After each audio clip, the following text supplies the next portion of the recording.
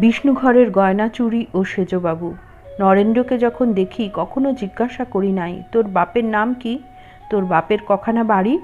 কি জানো, মানুষ নিজে ঐশ্বর্যের আদর করে, ভাবে ঈশ্বরও ঐশ্বর্যের আদর করেন, ভাবে তাঁর ঐশ্বর্যের প্রশংসা করলে তিনি খুশি হবেন।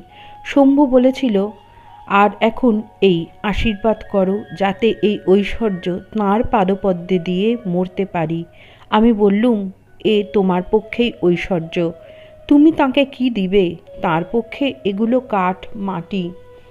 যখন বিষ্ণুঘরের সব গয়না চুরি গেল তখন সেজবাবু আর আমি ঠাকুরকে দেখতে গেলাম।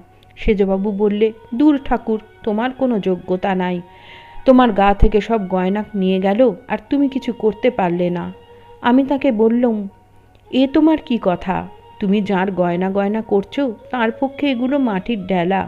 লক্ষ্মী যার শক্তি, তিনি তোমার গুটিকতক টাকা চুরি গেল কি না এই নিয়ে কি হাঁ করে আছেন? এরকম কথা বলতে নাই। ঈশ্বর কি ঐশ্বর্যের বশ? তিনি ভক্তির বশ। তিনি কি চান? টাকা নয়, ভাব, প্রেম, ভক্তি, বিবেক, বৈরাগ্য, এই সব চান। জয় ঠাকুর।